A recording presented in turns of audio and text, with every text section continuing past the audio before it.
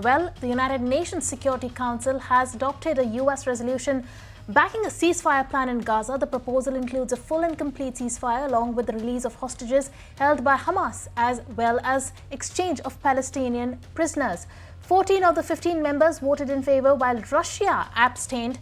Hamas too has accepted the UN Security Council ceasefire resolution and is ready to negotiate over the details. Meanwhile, the US Secretary of State Antony Blinken in Jerusalem said that Hamas' reaction is a hopeful sign. And while we are joined by Anil Trigunayat, who's the former ambassador Jordan, Libya and Malta, joining us right now. Hi, welcome to News Now. Anil, tell us, the United Nations Security Council has voted to support a US resolution backing a ceasefire plan for the war in Gaza. Now, the proposal sets out conditions for a full and complete ceasefire and the release of hostages by Hamas and the return of the dead hostages and the remains exchange of the Palestinian prisoners. Now, the resolution, states that the Israel has also accepted the ceasefire proposal and is urging Hamas to agree to it also. There have been several talks earlier on as well. Is this really likely to materialize, or is it just a flash in the pan? Well, thank you very much. I think that we are already in 245 days of this war, and a large number of people have been killed and maimed and injured on both sides. There have been civilian casualties. It's absolutely essential that there should be some kind of a UN Security Council resolution at the end. And you know that many attempts have been made, and every time it was the United States which has been vetoing these resolutions which came whenever they came, or discussions they came, because it was fully supporting Israel all through. But this time, the United States, President Biden, knowing all the problems that he's having on a domestic front in the international domain, they have decided that there should be a three-phase deal, and which was discussed with the Israelis. You remember the last time when the discussions happened about a month ago, then Hamas had agreed to that deal. And when the US deal was presented, then also they said it's a welcome change and we accept and ready to work with it. The thing is that both United States and its partners, Qatar and Egypt, have been putting pressure on Israel and Hamas both to accept some kind of a deal for a ceasefire so that the mindless killing of people, innocent civilians, is stopped and the humanitarian assistance is passed. Now, this is a welcome development, even though Russia, if you know, that Russia has abstained on this, while the 14 countries have supported. Russia's abstention was essentially that Israel continues to maintain that it is going to destroy Hamas, but all the three phases, the deals about the proposal have not been discussed in the Security Council in total. That is their saying.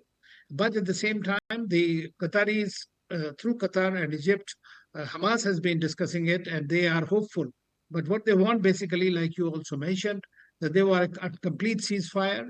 They want exchange of prisoners and hostages together simultaneously in different phases, and a complete withdrawal of the Israeli army. At the same time, the Israeli generals and the others are saying that they will not stop until they have destroyed Hamas. So there are still these ends which are not meeting there. And so we don't know whether it will really work out. Now, whether the United Nations Security Council violation of this particular resolution will lead to a more harsher stance by the United States and the rest of the world, because if the defiance and denial and not bothering about the UN Security Council resolution could lead to a lot of repercussions later, provided the international community has the heft and has the will to do it, which I doubt at the moment, but I hope that both sides will agree and adequate pressure will be maintained on both sides. Of course, there are domestic constraints, both for the Israeli government and the people, because many people, the 100 and plus hostages are still in very dire conditions with the Hamas, which had taken them after the October 7 terror attacks. So just recently, 4 hostages were taken back by the Israeli forces. But that is not the way it's going. And so I hope that the Americans will continue. Secretary Blinken was there. He had met all the concerned. Qataris are putting great pressure on the Hamas because, the political leadership of Hamas is located in Doha. And they have been told that in case they don't agree to these, they will have to move out of Qatar. Now, that is something, a kind of threat that has been given. Likewise, I believe that the Americans have also told that so far and no further to the Israelis. Right, Anil, you mentioned that the proposal submitted by Israel to the US and the fellow mediators, Qatar and Egypt, reportedly is lengthier than the summary presented by Joe Biden. That has not been made public, and it is unclear whether it varies really from what the president presented. But what are the negotiations really going to look like? You said it's going to be a three-part negotiation. What can it look like? Well, the first one is the immediate cessation of hostilities, and in return, the Hamas will release the women and elderly immediately, and thereafter, simultaneously, there is some kind of a deal that 1 to 10, I think, for every hostage, there will be 10 Palestinian prisoners will also be released by them, and there will be greater permissions and opening of various borders from where the humanitarian aid can flow in. And this will be for 6 weeks. And thereafter, the thing is that the other two phases, nobody knows.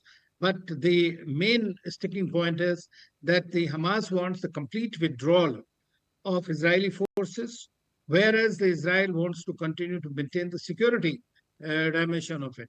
And that's where there is a big problem within the Israeli war cabinet. Benny Gantz have also, their war cabinet minister, as well as the defense minister Yoav Gallant, are also have asked Netanyahu to come up with his day after plan. So all these will gel. I think that the negotiations are going on. Israel, although has not openly said that it has accepted it, but since Biden said that it was passed through Israelis and it was essentially their deal, their agreement, then hopefully Israel will also continue. But fact remains, as long as this issue of Palestine is not addressed in all sincerity, I'm afraid that we'll continue to see these kind of attacks, counterattacks, and killings of the people in times to come. And more radicalization will happen. You rightly mentioned, the proposal was agreed by Israel's three-man war cabinet, but has not been divulged to the wider government. And, some far-right ministers have already made it clear that they oppose it. Israeli Prime Minister Benjamin Netanyahu has also not said directly whether he supports the plan as laid out by President Biden. What is really happening there? Is it that it's something that that President Biden has come out with and has not been agreed upon internally within Israel? And is this just going to end up in another futile round of talks? No, hopefully not. I mean, because see, both sides are stretched and they are under pressure, both domestically. I mean, you know that the Palestinians who have been killed and their suffering is also many of them would attribute it to the Hamas and their actions. On the other hand, there are more than while in the Palestine in Gaza, we have about 1.9 million is Palestinians or the Gazans who have been displaced. In Israel itself, about 700,000 people have been displaced, Israeli living in hotels and different places, shelters. And there are problems that are happening at the Lebanon border with Hezbollah. So this war has a possibility of escalating beyond the point. That's what the real big fear of the international community is. And that's the reason that the Biden administration, which is facing a domestic backlash as well for his policies, he's in an election year, he tried to work out this deal. But I think it's a bit too late, but nothing is too late if it is done in right earnest by both sides, agreeing to the deal and respecting the deal and not violating whatever has been agreed to. Of course, the end result has to be some kind of a two-state solution that the whole international community has been working for.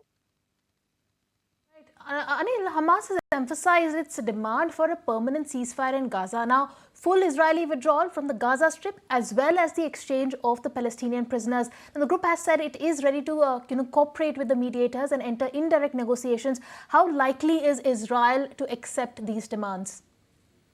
Well, the negotiations, as you know, between Hamas and this have been done by the Hamas leaders through Qatar and Egypt, and as well as the CIA director and the Mossad director. Now, these that's how this why they're called indirect.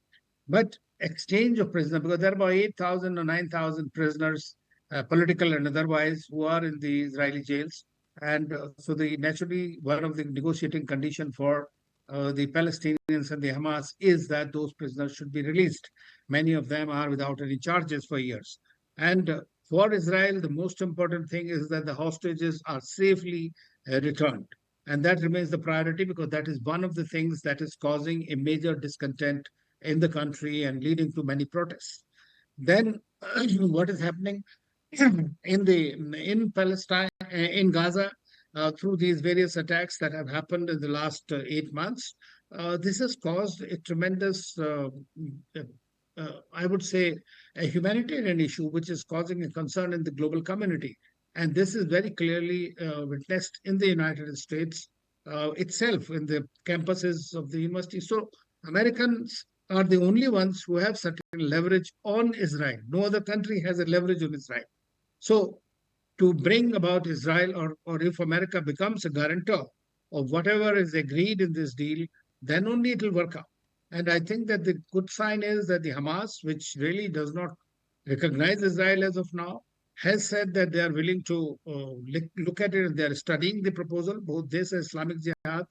Of course, there is no scope for terrorism. There is no place for the radicalization and extremism against the ordinary innocent civilians.